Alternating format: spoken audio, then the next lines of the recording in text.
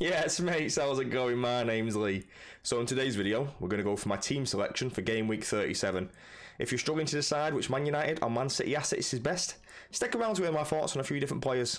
If you're new to the channel, please do subscribe. It's nice and easy, mate, just a little click down below. Anyway, let's rock and roll.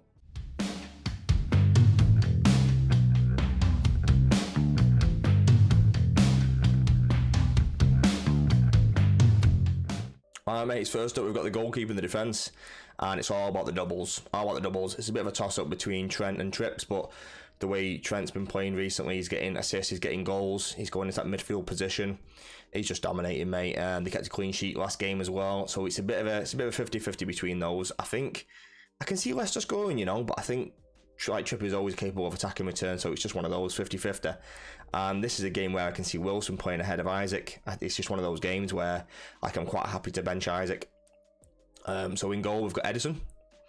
Nice and easy pick. He's got the double. I don't think he'll play both the games though. Like a lot of people are saying this. I think he'll play against Chelsea because that's the important one. But if they win against Chelsea and they win the league, Ortega could easily come in against Brighton. But I was listening to Above Average FPL before, and they were talking about how Pep might want to put his best team out against Brighton and try and attack them head on.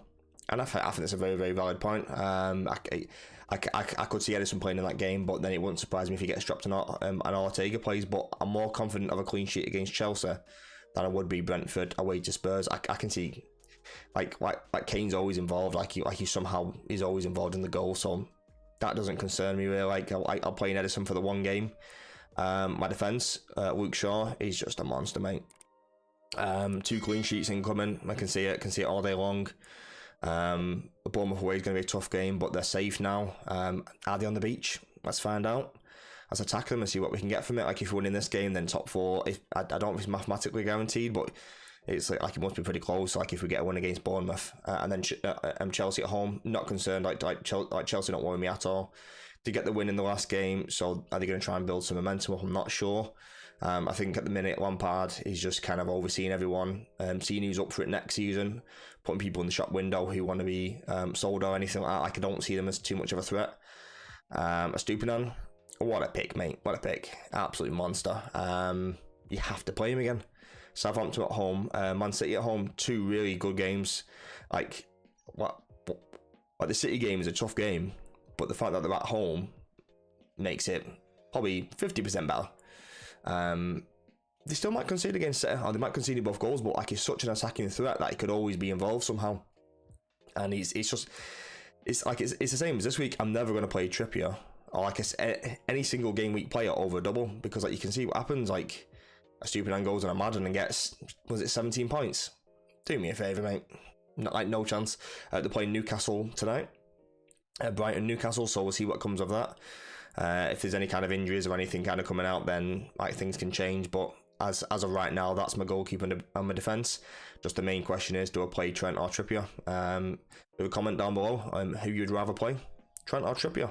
50-50 for me, mate. Onto my midfield, and as you can see, I'm playing Rashford. I'm going to start Rashford. There was pictures of him in training. The thing is with Rashford, and I've said it a few times, he plays even when he's not 100%. Like for majority of the season, he's played when he's been 75-80% fit, because this is what he's always like. Even if there's a glimmer of hope that he plays, he will play in both games.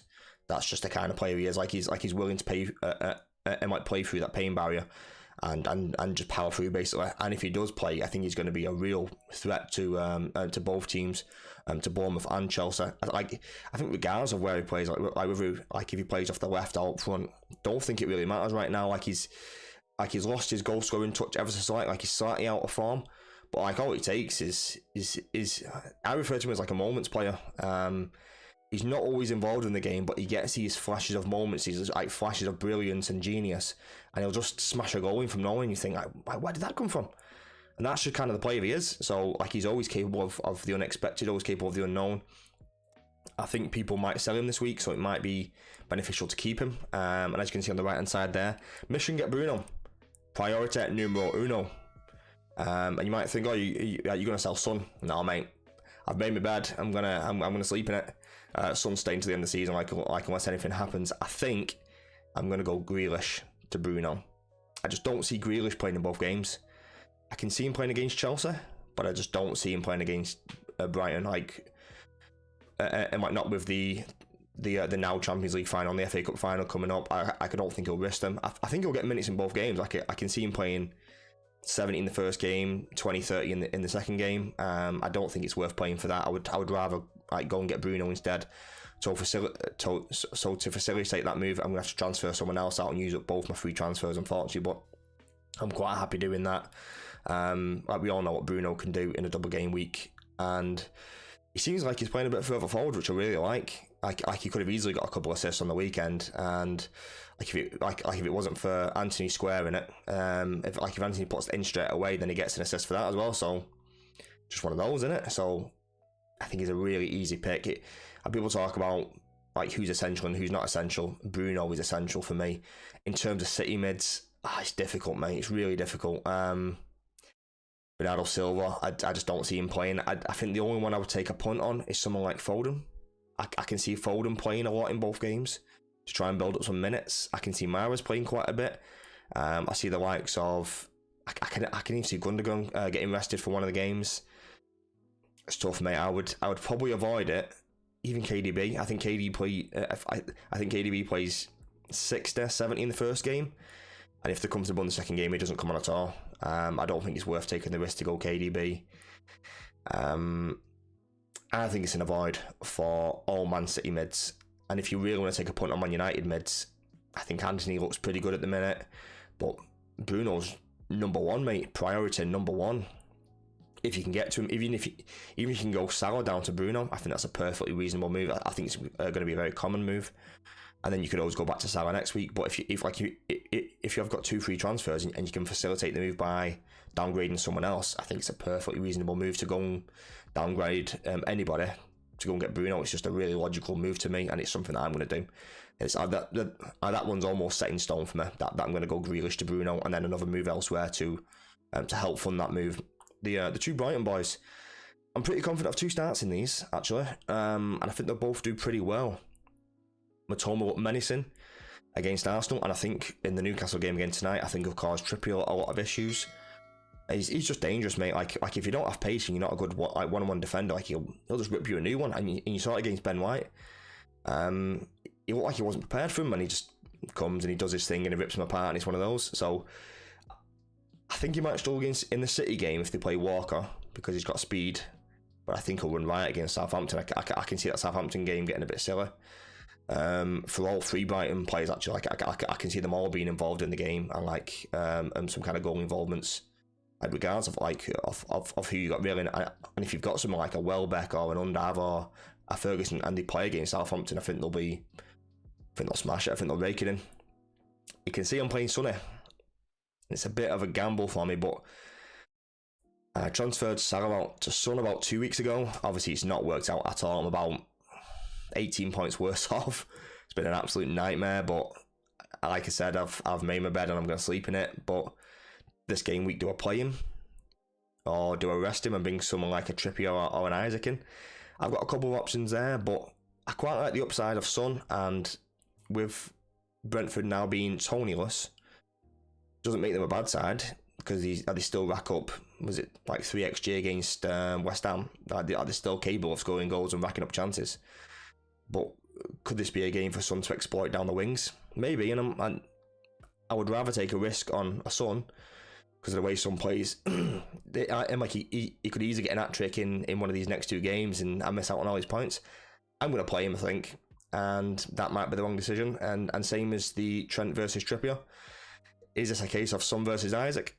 I don't know. Let me know down below who you'd rather play. And my kind of argument for Son is he's always capable of scoring goals, and he scores all types of goals, and he hasn't done well in the past two games, but he still racked up a decent amount of XG in one of those, and before that he was on a fairly decent one of 2 or 3 goals in 2 or 3 games. So he's getting there, and he looks better to me right now. I just don't know what formation they're going to play. I don't know what tactically that they're going to do, but I'm thinking Sonny, mate. Thinking Sonny. Last but not least, we've got the forwards, and Haaland, really, really obvious again. You can see I've currently got him captained, and Rashford is my vice. If I brought Bruno in, it's probably going to be Bruno captain. And because that move is 99% likely that I'm going to do it, Bruno's probably going to be my captain. So to help facilitate the Bruno move, I'm going to go Watkins down to Alvarez. And I quite like it. I do quite like it. I think Alvarez is the biggest threat to KDB's minutes. And I think he'll play both of the games, or he'll be involved in both the games. And if Haaland's not on the pitch, like, he takes the pens. So I think Haaland will definitely play Chelsea game. He'll play majority of the Chelsea game, but he might only get 45 in the Brighton game. And I can't quite decide if 120, 140 minutes of Haaland is better than 180 plus of Bruno. And he probably is. But that's another one of those 50-50 decisions, and I've got them all over the pitch this week. And I'll ask you again because I need some advice. Would you go Bruno captain, 180 minutes, or would you go Haaland cap with? If we're going to get a minimum of 100, 110 minutes, I don't see him playing many more than about 140ish. Like, I don't think he'll play 180 like Bruno, but Bruno is on pens. He's looked better in recent game weeks, but his goal threat has gone down a touch. He seems more of a provider rather than a goal scorer, which makes me lean maybe towards a Rashford if he's fit, or Haaland if he is going to play that 120, 140 minutes. And then Alvarez coming in as well. I'm quite happy playing Alvarez against these two teams. I think he'll cause Chelsea problems. He likes to drop in that little hole. I think he'll cause Brighton issues as well, and I think he'll play both games. Like I said, I think he's probably one of the more assured City attackers for minutes. Probably bar, I think Foden might get more minutes. I can see Foden getting quite a lot of minutes to try and get match fit or like match ready for the FA Cup final or Champions League final. Like, whether he starts any of those games or comes off the bench, I don't think it matters. I think Pep will still want to win both games. I think he'll want to win all the games until the end of the season now, so they end up doing the treble, which is painful, mate. Like, I don't even want to think about it, but we're the only team that could probably stop them now. I don't see Inter doing anything. I think they'll destroy Inter. But can we beat them in the final? I'm more confident of beating them in the final in a one-off game than I would be in the semis for whatever reason. I feel like there's more onus for us to go and do something because it's the final and there's more pressure involved. I think we'll do all right. I can see us sneaking that one, the FA Cup final. I'll sneaky. I'll go now. I'll go 2-1 United. FA Cup final. Said it here first. So yeah, them are moves. Watkins down to Alvarez. Grealish up to Bruno. And we're making the right moves. Leave a comment down below. Let me know. Let's have a little chat. Right, mates, that's it for today's video. I hope you enjoyed. So today we covered my team selection for game week 37. I'm basically trying to maximise as many game week plays as we can. And it is mission, get Bruno Fernandes. Get him in, whatever the cost. I wouldn't take hits though. I think it's too late in the season to be taking any hits. We covered some City mids and some Man United mids. A couple of different punts that you can take from either side. And I think it's tough, mate. Like, I think unless you're getting Alvarez, I wouldn't take many punts on that City midfield. I think it's too risky. I think they're all a minute's risk. Considering that they've got the FA Cup and Champions League final, I think that's going to cause them potentially not to want to get injured, and they want to rotate and keep everyone fresh. So I think the minute's going to be spread around. But there are some decisions for me to make. Am I going to play Trippier over Trent? Isaac over Sonny? Who's going to be the captain? Is it better to go for a minutes person in Bruno or Rashford? I'll keep it on the main man, Haaland. Anyway, if you're new to the channel and you enjoyed the video, please do subscribe, leave a like and leave a comment down below. Peace and love. Have a good day.